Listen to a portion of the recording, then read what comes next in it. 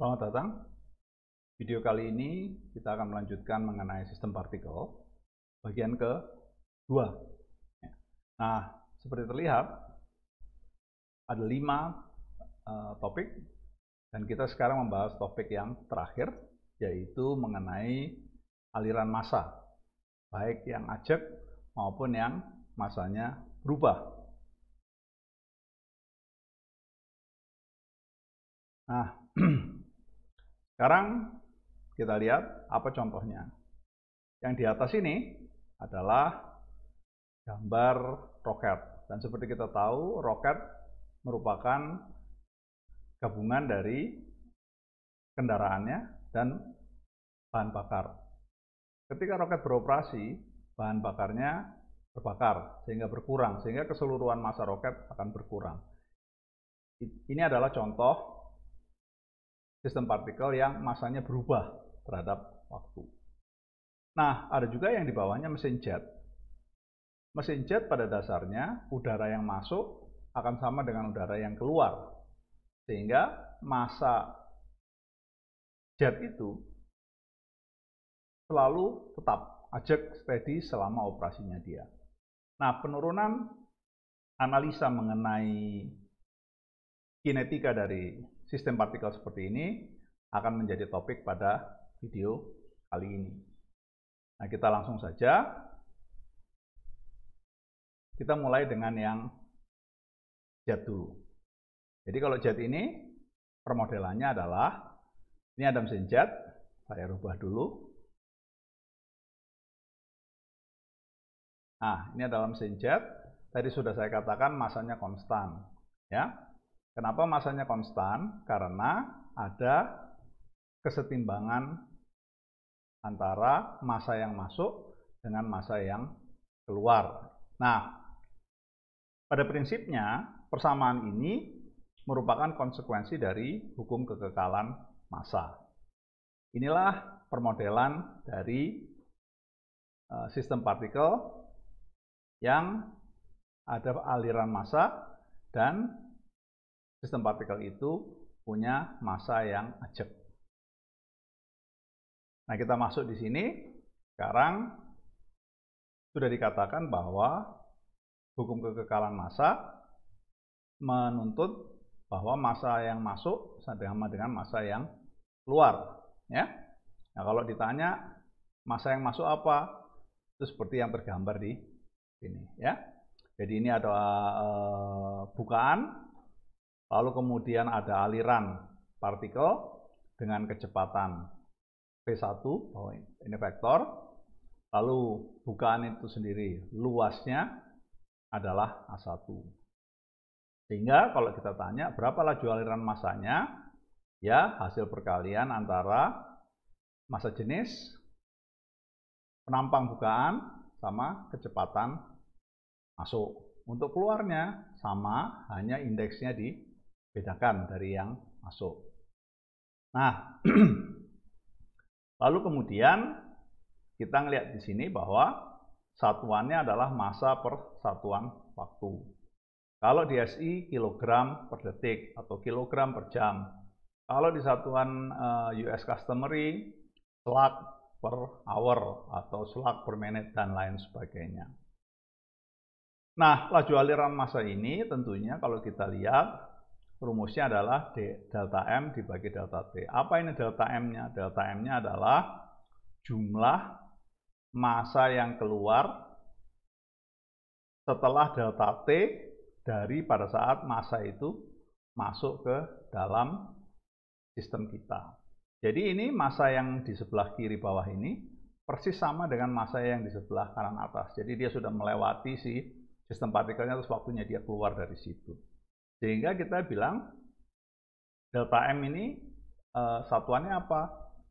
Kilogram. Kalau lajunya delta T.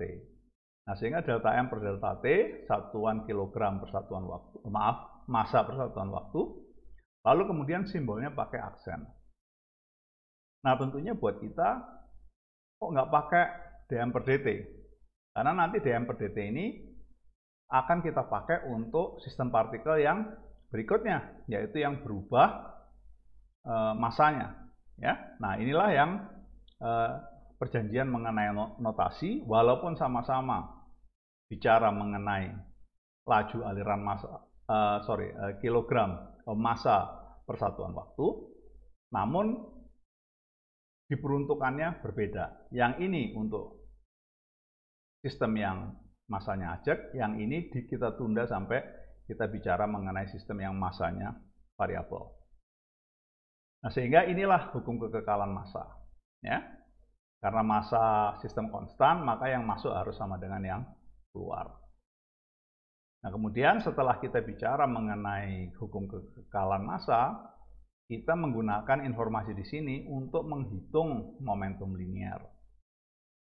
Apa momentum linear di keluaran? Ini, ya, massa delta M dikalikan kecepatan V2. Yang input delta M dikalikan V1. Sehingga kita bisa lihat di sini karena V1-nya beda dengan V2, akan ada perubahan momentum. Ya, jadi kita langsung saja rumusnya sederhana. Lalu kemudian kita bagi delta T, jadilah kita punya laju perubahan momentum. Dan kita masih ingat, laju perubahan momentum adalah resultan dari gaya, yang dalam hal ini ditunjukkan oleh yang gaya merah. Jadi, ada hubungan antara resultan gaya yang bekerja pada sistem kita dan momentum linear masuk dan keluarnya sistem partikel ke dan dari sistem kita. Nah, setelah kita mendefinisikan momentum linear, tentunya kita akan maju ke momentum berikutnya, yaitu momentum sudut. Apa definisinya? Masih ingat, adalah cross product antara lengan dengan momentum linear. Sehingga D ini adalah vektor lengan, V kalikan M aksen momentum linear. Karena keluar dan masuk sama M aksennya, maka M aksen keluar dari tanda perkalian silang atau cross product menjadi seperti ini. Nah, khusus untuk gerakan bidang, ya, kita bisa menggunakan persamaan skalar. Yang di atas persamaan vektor, yang di bawah persamaan skalar. Jadi kalau untuk bidang, untuk momentum sudut sama momen, bisa kita pakai persamaan skalar. Dan jangan lupa, kalau momen maupun momentum sudut harus ditambahkan informasi terhadap titik mana. Ya. Nah, kita terhadap titik O. Titik O-nya mana? Seperti terlihat di gambar. Itulah teori mengenai sistem partikel dengan massa yang konstan atau steady flow of system of particle. Kita sekarang maju dengan contohnya. Nah, ini saja. Jadi kita baca soalnya. Ini ada sudut turbin, ada cairan masuk, ada cairan keluar. Ya. Nah, apa yang harus dipenuhi? Tentunya adalah kekekalan massa. Apa konsekuensi dari adanya perbedaan antara kecepatan masuk dan kecepatan keluar? Tentunya adalah perubahan momentum, dan perubahan momentum ini berakibat pada laju perubahan momentum linear dan momentum sudut. Ya. Nah, di sini ada dua pertanyaan, ada dua kasus. Yang pertama adalah kalau si sudu ini yang abu-abu ini, yang kedua, kalau yang abu-abu ini bergerak dengan kecepatan u, ya. Nah, lalu di sini juga ada disebutkan bahwa smooth. Apa artinya smooth? Artinya smooth adalah tidak ada gaya friksi, sehingga gaya yang bekerja hanyalah seperti yang ditunjukkan di sini. Ya. Ini analisa kualitatif mengenai sistem yang sedang kita bahas. Nah, kemudian kita maju. Jadi kita pertama harus menggunakan atau menganalisa konsekuensi dari hukum kekekalan massa. Nah, kalau untuk aliran masuk dan keluar, kecepatan yang digunakan adalah kecepatan relatif. Sehingga di sini kita memformulasikan bagaimana laju aliran massa pada titik inlet. Ya, massa jenis kali luas penampang dikalikan kecepatan relatif fluida terhadap sudu. Ya. Nah, sehingga dengan di sini karena kecepatan fluida dan sudu di sini kebetulan sama-sama horizontal, maka langsung ditulis. Nah, kemudian persamaan ini juga berlaku di sisi keluaran. Ya. Yang beda apa? Yang beda adalah arah V minus U. Ya. Jadi besarnya harus sama dengan masuk, keluarnya bisa beda arah. Nah, arahnya disebutkan di sini. Dan ingat, ini kecepatan relatif. Nah, lalu kemudian setelah kita tahu kecepatan relatif di outlet, kita mulai menghitung mengenai momentumnya. Ya. Nah, untuk kemudahan diurai yang horizontal dan yang vertikal. Nah, kita bicara dulu yang horizontal ini, ya, yang X. Apa yang kita lakukan? Kalau momentum harus menggunakan kecepatan absolut, berbeda dengan massa. Sehingga yang kita lakukan pertama adalah mendefinisikan berapa kecepatan absolut di outlet. Nih, ya. Jadi dengan mudah kecepatan sudu ditambah kecepatan relatif fluida terhadap sudu. Nah, lalu kemudian di sini kita urai yang dalam arah horizontal. Dari gambarnya sudah kelihatan, kalau arah horizontal pasti V minus U dikalikan cosinus theta, lalu ditambah dengan U. Rumusnya seperti ini. Adalah kecepatan absolut fluida pada arah horizontal di outlet dari sudu.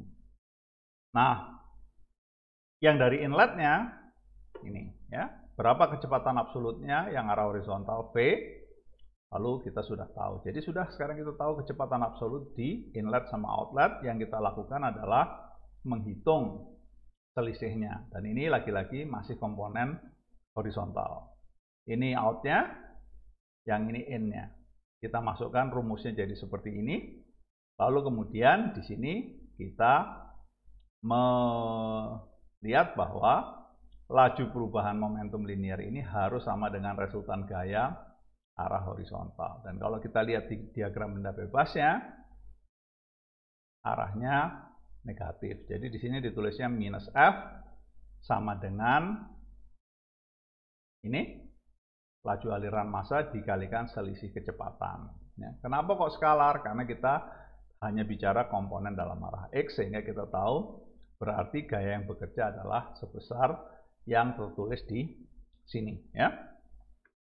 Nah, setelah kita menganalisa yang horizontal, sekarang kita maju ke yang vertikal. Ya, nah ini gambarnya masih sama, yang beda cuman kita butuh kecepatan absolut komponen vertikal. Ya, dengan mudah kelihatan di sini P minus U kalikan sinus theta, karena yang kecepatan sudu tidak punya arah vertikal. Sudah, sehingga kita tahu bahwa selisih kecepatannya pada arah vertikal adalah seperti yang terlihat di situ. Tinggal kita kalikan dengan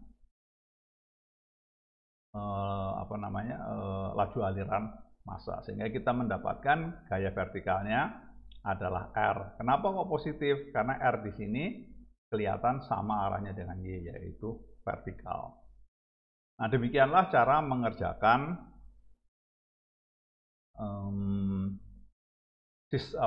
steady flow of system of particle. Dan seperti yang saudara lihat, harus ada diagram benda bebas, harus ada diagram yang menunjukkan gerakan. Dalam hal ini adalah kecepatan. Ya. Yang warna merah gaya untuk diagram benda bebas, yang warna hijau adalah vektor-vektor kecepatan yang terlibat. Nah, Ini contoh pertama, sekarang kita mau maju ke contoh kedua, masih pakai yang ini. Nah, dia sekarang tanya. Ini tadi katanya sudu dan biasanya ini sudu turbin ya. Terus dia tanya, berapakah kecepatan U dari sudu agar usaha yang dilakukan oleh fluida atau oleh sudu akan mencapai maksimum.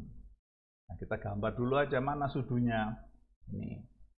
Mana kecepatan sudunya? Ini. Mana gaya sudunya? Nah, ini. Jadi aksi reaksi dengan fluida. Nah, kemudian apa definisi dari usaha atau daya? Yaitu gaya dikalikan kecepatan. Nah, sementara gaya horizontalnya tadi sudah tahu. Sehingga tinggal kita masukkan saja. Inilah daya yang dihasilkan oleh turbin karena dia bergerak dengan kecepatan U sambil ada gaya yang bekerja padanya. Nah, untuk mencapai maksimum secara kalkulus tentunya sederhana, bahwa turunan pertamanya terhadap variabel dalam hal ini adalah kecepatan sudu U harus sama dengan 0. Ya sudah, hasilnya adalah seperti persamaan ini, sehingga kita bisa mendapatkan, oh ternyata gaya maksimum terjadi pada saat U sama dengan V per 3. Ya. Nah, tentunya saudara tanya kalau dari persamaan ini, kalau yang V minus U bagaimana ini? Artinya U sama dengan V. Kalau U sama dengan V, kecepatan relatifnya 0. Kalau kecepatan relatifnya 0, tidak ada aliran yang masuk ke sudu. Jadi sudu nggak ngapa-ngapain. Ya. Nggak ada aliran massa yang masuk ke sudu. Demikianlah contoh ini dan kita sekarang maju ke contoh yang lain. Nah ini kita baca soalnya. Jadi di sini ada nozzle. Ya, nozzle ini ada cairan masuk, ada cairan keluar, terus nozzle ini diikat di sini. Ya. Oh sorry maaf. Jadi nozzle-nya yang warna biru saja, yang warna merah ini yang pipa.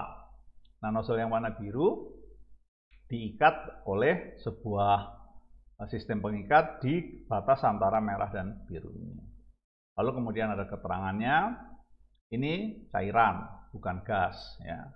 Apa bedanya? Kalau di pelajaran ini tidak dibedakan. Tapi kalau nanti Anda masuk mekanika fluida, cairan akan berbeda persamaannya dengan persamaan untuk gas. Ya. Jadi gas sama cairan berbeda.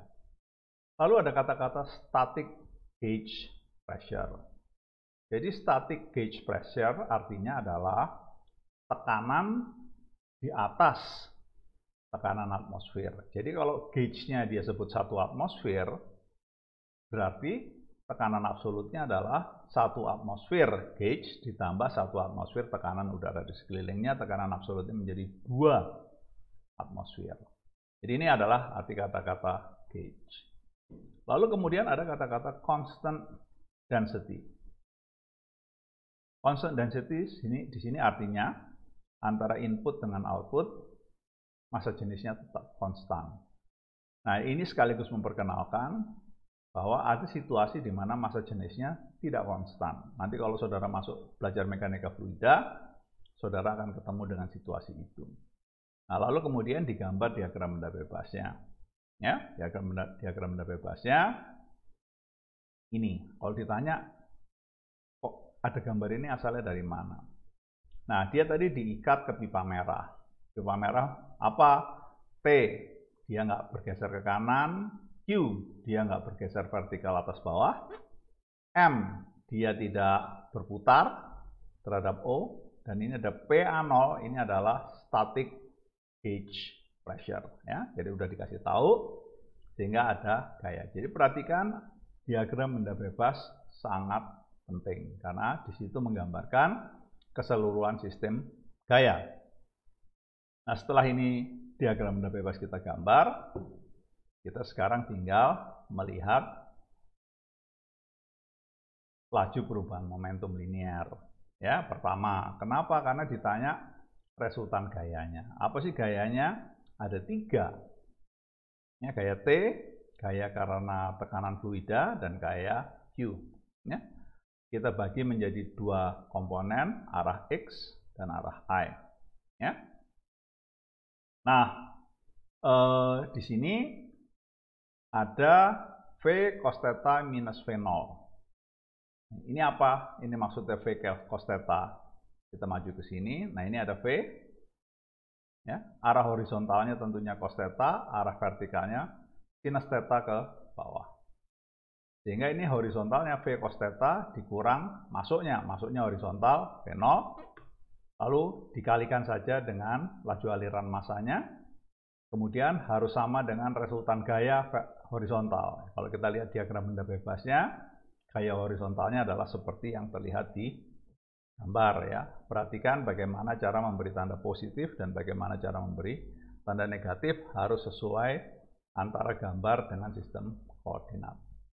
Sehingga ketemu T-nya sama dengan seperti yang terlihat di rumus ini. Untuk resultan gaya arah vertikal, kita menggunakan persamaan yang sama, hanya kecepatannya adalah komponen yang vertikal. Dan karena masuknya tidak ada yang vertikal, 0, yang keluarnya minus V sinus theta. Ya, kenapa minus? Karena arahnya ke bawah berlawanan dengan arah perjanjian positif sumbu ini. Selesai, lalu Q arahnya juga ke bawah, kasih negatif, sehingga ketemu Q sama dengan rho AV kuadrat seperti yang terlihat di rumus ini. Nah, tentunya apa artinya Q sama dengan positif? Q sama dengan positif artinya adalah arah yang digambar di diagram benda bebas sudah benar, ya, seperti yang sudah Anda alami berkali-kali di mata kuliah statika. Nah, kemudian kita sekarang maju ke berikutnya, yaitu momentum sudut. Momentum sudut terhadap apa? Terhadap titik O, ya. Sudah, mana momentum linear keluarnya? Ini V2 kalikan D2, ya, di mana D adalah lengan dari titik O ke D. Lalu kemudian masuknya mana? V1 D1 dan D1-nya sama dengan 0, ya. Nah, dengan seperti ini, sekarang laju perubahan momentum sudutnya sama dengan apa? Resultan momen. Ya, momennya mana? Diagram benda bebasnya bilang M. Ya sudah, M sama dengan selesai. Jadi inilah salah satu aplikasi dari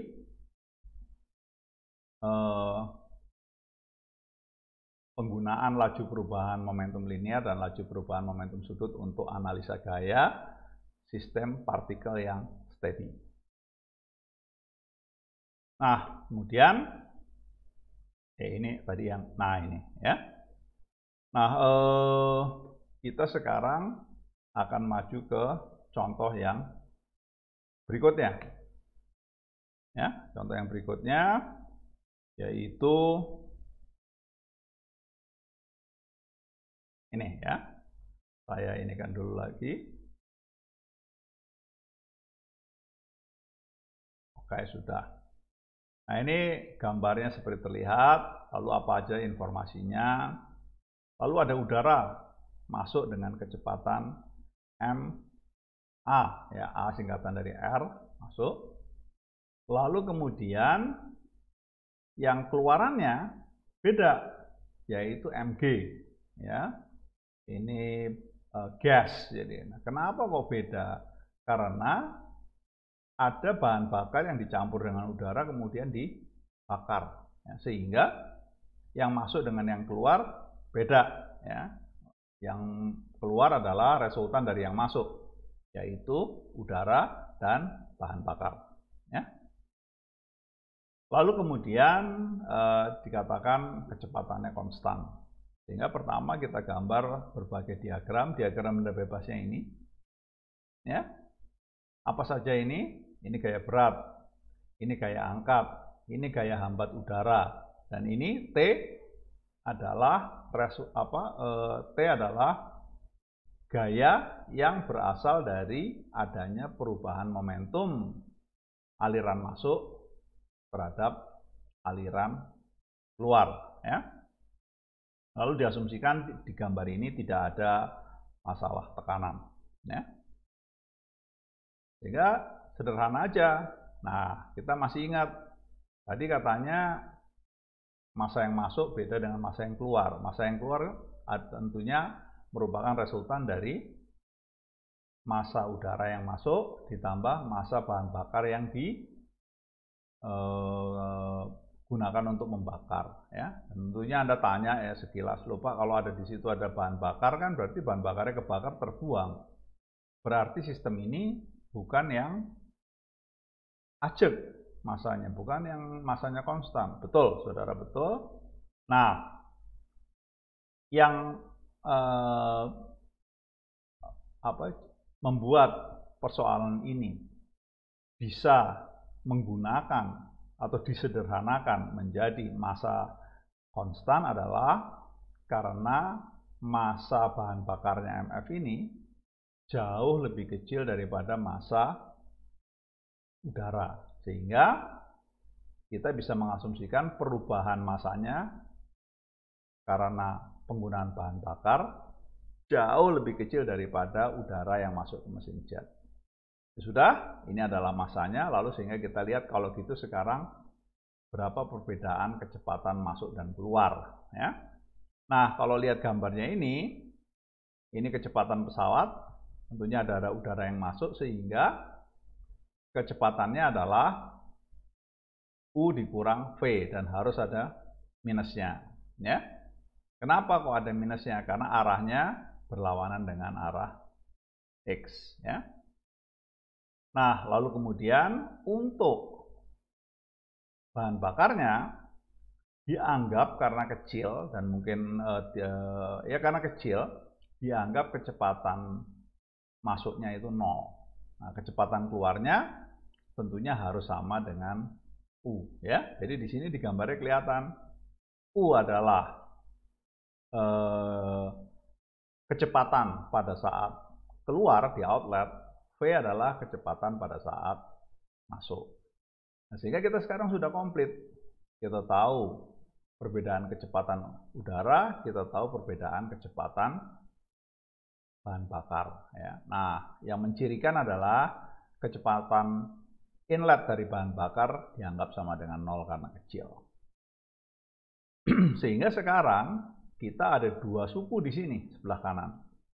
Laju perubahan momentum udara, satu lagi laju perubahan momentum bahan bakar, ya. Nah, ini keduanya resultannya adalah sebentar, maaf. Nah, ini saya ulangi sekali lagi. Jadi di sini persamaannya di sebelah kanan di sini ada dua suku. Ini adalah R udara, ini adalah F fuel. Jadi resultan dari laju perubahan momentum linear udara dan bahan bakar. Nah, kemudian ini harus sama dengan resultan gaya, ya. Nah, ini pada arah X yang kita bahas, arah Y-nya nanti bukan pada slide ini. Nah, kalau lihat diagram benda bebasnya, apa aja gaya pada arah X? Ya cuma ada gaya drag sama komponen dari gaya berat yang arahnya X keluar sehingga Anda mendapatkan seperti ini, ya. Nah, di sini kayaknya ada yang keliwat ini kayaknya. Oh, enggak ada yang keliwat. Jadi dengan seperti ini kita bisa mengetahui bahwa resultan ini, ya, akan sama dengan thrust, ya. Thrust yang mana thrustnya ini, ya. Jadi thrust adalah resultan gaya karena masuk dan keluar. Nah, demikianlah untuk contoh terakhir mengenai steady mass flow. Nah, dengan ini sekarang kita bisa maju ke yang berikutnya, yaitu variable mass flow, ya. Nah, variable mass flow itu ini gambarnya, ya, roket. Sehingga kita lihat ini persamaannya apa, hukum kekekalan massa. Jadi dia bilang inflow dikurang outflow sama dengan increase of mass, ya. Maksudnya bagaimana? Nah, ini kita paling gampang pakai contoh ikan ini aja lah. Ini ada ikan namanya hiu paus ini kalau nggak salah. Nah, dia kalau makan caranya seperti ini. Nah, seperti Anda bayangkan, itu ikan-ikan kecil itu akan masuk ke sistem pencernaan si hiu paus ini.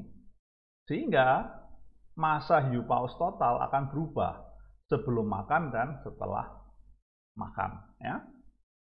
Nah, inilah yang disebut system of particles with variable mass, karena masanya berubah. Nah, bagaimana kita memodelkan penambahan berat dari ikan hiu paus yang sedang makan ini? Permodelannya sederhana. Ini di sini digambarkan ada dua benda. Satu adalah si ikan hiu paus, yaitu yang warnanya abu-abu. Terus yang kedua adalah makanannya, ikan-ikan kecil, yaitu yang bulat-bulat kuning ini. Nah, ceritanya ikan hiu paus ini menerjang si kelompok ikan kecil itu dengan kecepatan v. Ya. Nah, lalu kemudian tentunya akan ada aksi reaksi. Sebelumnya. Nah, ikan-ikan kecilnya sendiri berenang dengan kecepatan v0. Ya. Arahnya ini. Jadi ada dua kecepatan, satu kecepatan ikan hiu paus, satu kecepatan si makanannya. Ya. Nah, kemudian pada saat hiu paus ini menerjang, ada kontak antara dia dengan makanannya, dan kontak ini menimbulkan gaya aksi reaksi yang disebut atau bukan disebut, dilambangkan dengan gaya R di sini. Ya. Lalu kemudian dalam rangka menerjang ikan ini, tentunya si hiu paus dengan sirip belakangnya akan propel atau mendorong ke depan. Nah, ceritanya kita resultankan ya. Jadi resultan gayanya adalah sigma F. Apa yang terjadi di sini adalah ikan hiu paus menelan makanan. Ini seperti ini, ya.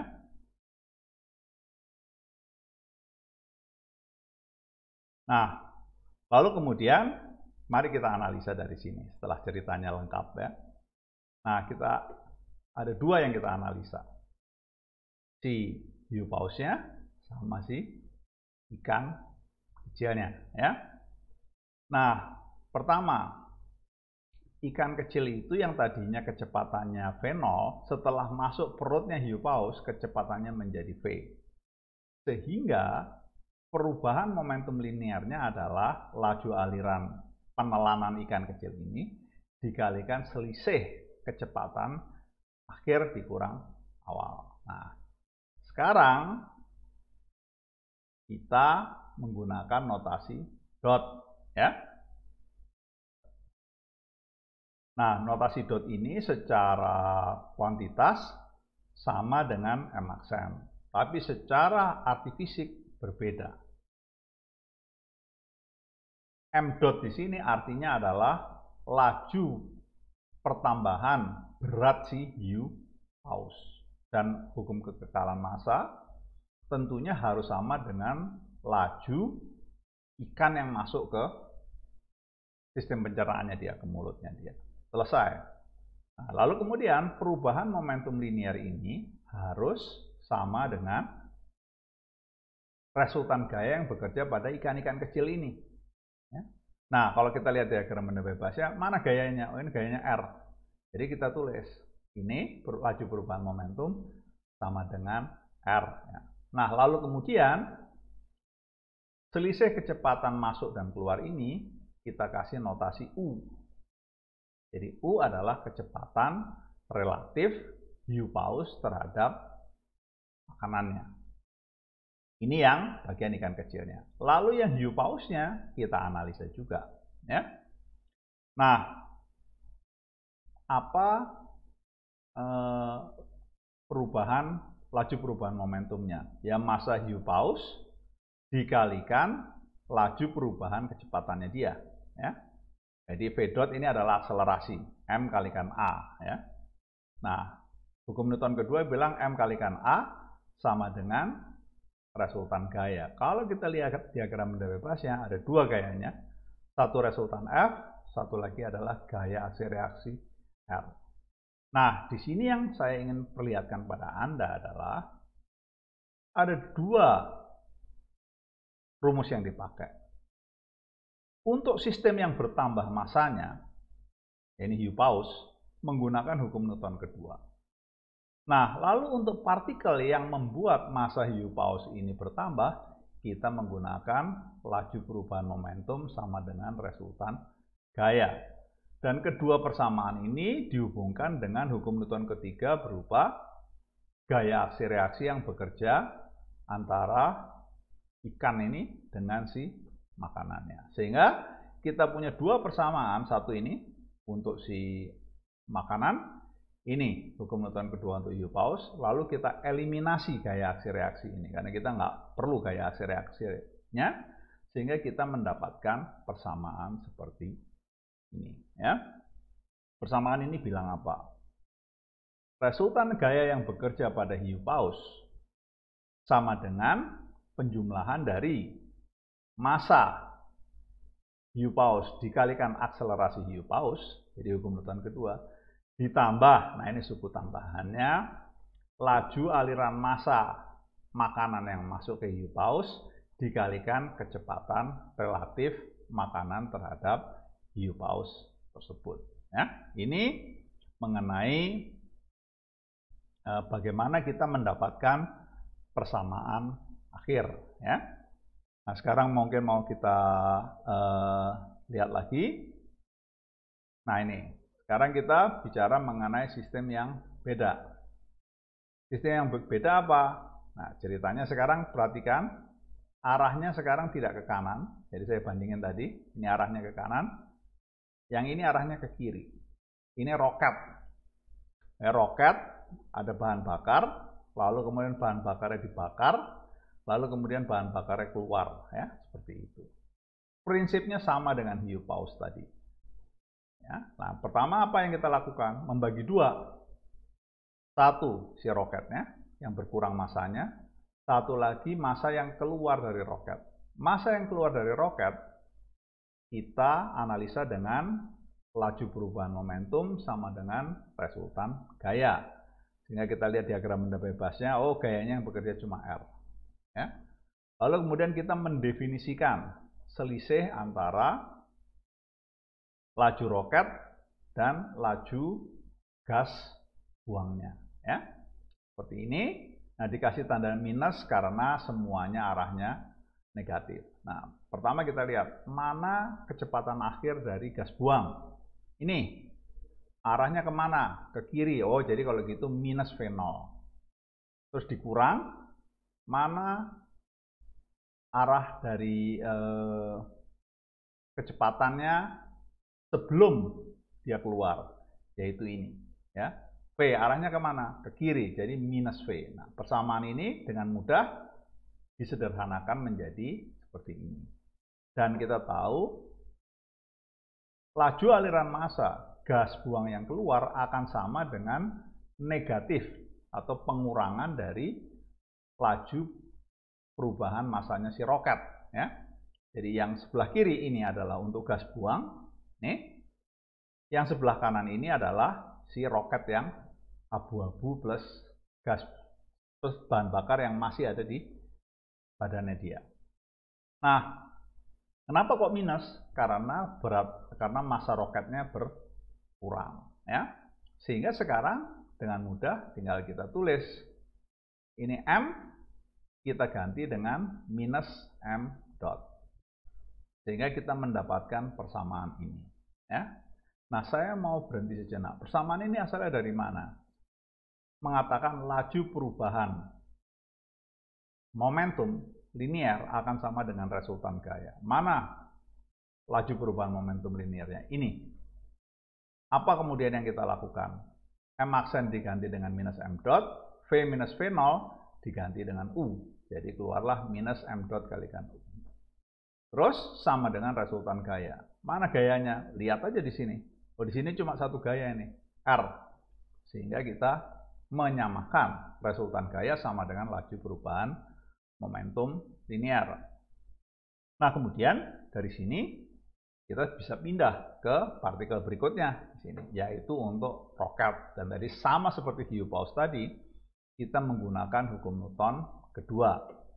Di sini apa? Kita lihat, oh kebetulan gaya sama si gaya aksi reaksi dan resultan gayanya arahnya sama, sehingga di sini tandanya mereka sepakat.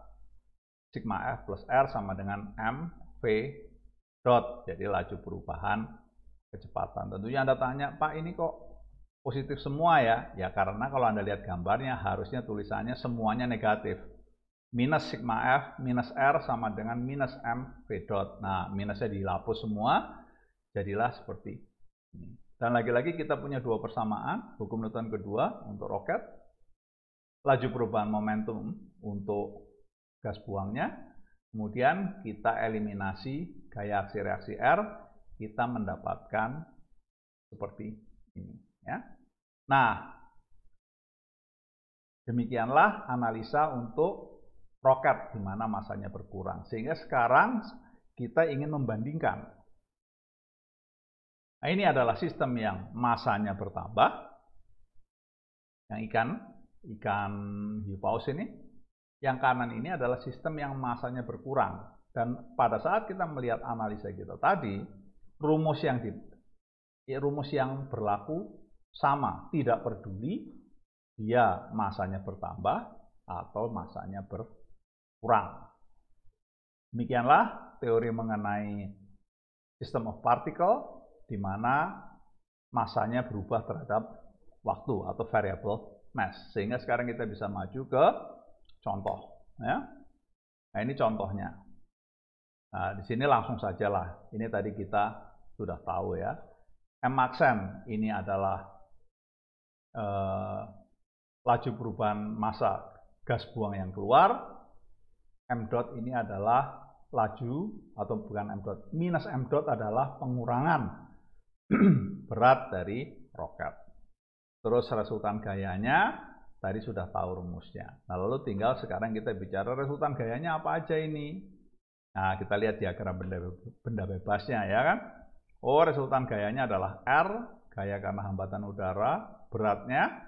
Lalu kemudian ini static gauge pressure ya atau static pressure.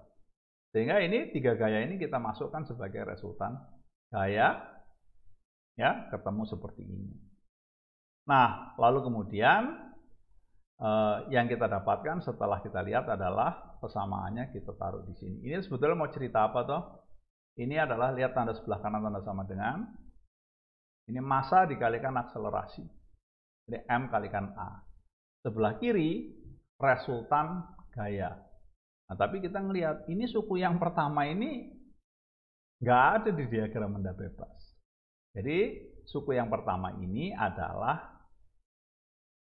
efek yang seperti gaya karena adanya laju perubahan massa dan laju perubahan momentum tentunya. Nah, di sini kita lambangkan dengan T. Jadi walaupun sama-sama satuannya itu gaya, namun arti fisiknya berbeda. Yang satu ini adalah laju perubahan momentum, sisa tiganya ini adalah gaya asli. Jadi memang gaya. Nah, jadi demikianlah contoh mengenai system of particle dengan variable mass dan sekaligus ini menutup topik mengenai system of particle. Ya. Nah, setelah ini tentunya Anda ingin membaca bukunya untuk supaya ngerti dan kemudian Anda berlatih soalnya untuk persiapan berbagai macam kuis dan ujian. Demikianlah video mengenai system of particle bagian kedua mengenai variable mass flow. Kita ketemu di video berikutnya.